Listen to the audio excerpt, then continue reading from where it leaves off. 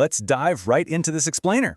Today, we're looking at a truly fascinating case study on crisis management, specifically within the incredibly fast-paced world of fintech and prop firms.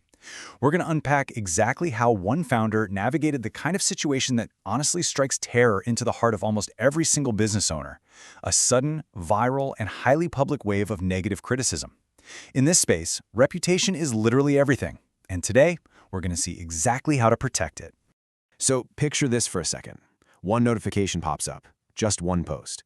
The upvotes start climbing, comments multiply. Suddenly, screenshots are spreading like absolute wildfire across X, Discord, and all those private trading communities. One angry trader, one public complaint, and boom, everyone is talking. Potential traders are watching, your affiliates are watching, investors are watching. For most founders, sitting there just staring at a glowing laptop screen, this is the exact moment the panic really sets in. Section 1. The Reddit PR Crisis. The post that changed everything. To really understand the gravity of this, we've got to look at the context. At the time this went down, this company wasn't some massive, bulletproof financial institution, right? It was a young firm. They were still figuring out their identity. The product was in active development. The community was just getting its footing, and the brand was in that super vulnerable phase of trying to establish, just basic trust in the market. And then, bam, the Reddit complaint hits. It questioned their operations and sparked this immediate, widespread concern. And honestly, this brilliantly highlights the ultimate problem with reputation in the trading space. One screenshot plus 10 comments equals an entirely new narrative. People in this industry, they do not wait for the full story before forming an opinion. They see a single out-of-context screenshot, read a few highly charged comments, hear a wild rumor, and instantly their minds are totally made up. The founder quickly realized a hard truth. Trying to argue with every single person online was going to be completely futile. The conversation wasn't even just on Reddit anymore. It had fractured and was happening everywhere all at once. Moving on to Section 2, the reactive PR trap. This is the mistake most founders make. Look, when your back is against the wall, the most natural human reaction is to get intensely defensive. You want to fire back at every single comment, attack the criticism head-on, demand the mods take the post down, or worse, just shut down completely and go ghost. But here is the fatal flaw in that logic. None of those reactive strategies actually solve the bigger underlying problem, which is what people find when they search for you. If we put these two mindsets side by side, the difference is stark. The reactive approach is all about arguing, trying to force deletions, or just going totally silent. But think about it. If the very first result on Google is a negative discussion, the second is a nasty complaint, and the third is an unanswered question, well, that's the only story people are going to remember. So instead of falling into that trap, this founder made a massive strategic pivot. Instead of trying to control an uncontrollable conversation, he focused entirely on controlling the depth of information available about his company as a whole. Section 3, building a bigger story. To pull this strategy off, the founder asked a seriously brilliant question. What happens if we just become more credible than the criticism? He didn't try to make the Reddit post magically vanish. Instead, he decided to tackle the problem by totally overwhelming that isolated bit of bad press with a massive, undeniable flood of good, highly credible information. This completely redefines what we think of as PR. Good reputation management isn't about running around with a broom trying to frantically sweep every negative comment under the rug. It's about building enough credibility that people can actually evaluate the entire picture. The goal wasn't to pretend the criticism never happened. It was to make absolutely sure it wasn't the only story people found when they looked up the brand. So they unleashed a cascading wall of consistent, balanced information. And catch this, it wasn't just endless spammy promo posts. It was actual, highly valuable information.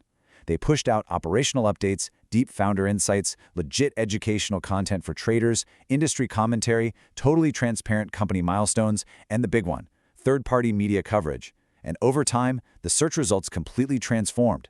When someone searched the company name, they didn't just stumble on a salty Reddit thread anymore. They found a rich, multi-layered, totally professional story. Section 4, the investor perspective.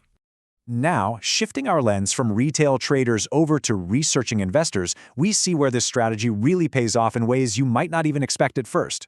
When an investor or a potential top-tier partner is looking at your firm, they are basically asking one fundamental question: does this company look real? They look way past that polished pitch deck. They are actively searching your brand, scrutinizing your leadership, tearing through your website, evaluating your media presence, and weighing your credibility in the industry. If they search your name and your digital landscape is a complete ghost town, or even worse, a battlefield of unanswered complaints, they are going to walk away without a second thought. And that right there is exactly why consistent third-party visibility is so critical. It heavily, heavily reduces uncertainty. Now, let's be super clear here.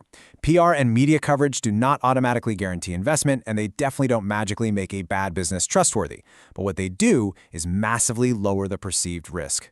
For a young prop firm trying to scale up, reducing that uncertainty in the minds of investors and partners is just unbelievably valuable. It proves you're established, you communicate well, and you are here to stay.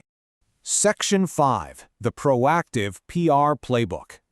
You know, this founder's journey isn't just some isolated one-off anecdote. It serves as a universal lesson and a totally proactive playbook for all fintech brands, prop firms, and brokers out there. Because the reality is, every single business in this space is going to face criticism eventually. You can't control when an unhappy customer goes public, but you can absolutely control what the rest of the world discovers when they look into that claim. If we walk through this timeline, it beautifully illustrates the shift. Day 1, you get the crisis, that sudden Reddit complaint. By week 1, instead of panicking, you deploy a strategic response. Month 1, you are consistently publishing high-quality content. Month 3, you're gaining serious traction with third-party media. By month 6, that one isolated complaint is literally buried under a mountain of established credibility. And by year 1 and beyond, you've set the foundation for long-term, unshakable growth. It's this beautiful, methodical journey from total vulnerability to real authority. But to get there, you've got to build your reputation before you actually need it. So here are the actionable steps to build that massive digital footprint. Step 1, publish useful, value-driven information. Step 2, show your leadership. Don't just hide behind a slick corporate logo. Step out and explain the decisions you make. Step 3, share meaningful company developments so people can actually see your forward momentum. And Step 4, build genuine relationships with industry media. The whole goal is to create a digital footprint that is vastly bigger than any single negative conversation way before a crisis ever even has the chance to hit your desk. That Reddit complaint could have so easily become this company's defining story. But instead, it became the exact moment the founder realized something profound. Building a great business just isn't enough on its own. People need to understand exactly why they should trust it. And trust isn't built by frantically hiding criticism. It is built by consistently, confidently showing people who you really are. So I want to leave you all with a very direct challenge. If you are running a prop firm, a Forex business, or any fintech brand, ask yourself right now, if someone opened a new tab and searched your company tonight, what exactly would they find? You don't get to choose whether people talk about your brand online, but you absolutely have the power to influence what they discover next. You've got to build your story before someone else writes it for you. If you're ready to build that undeniable visibility and establish your credibility before the next reputation crisis even happens, definitely explore Forex PR Wire's PR packages through the information below.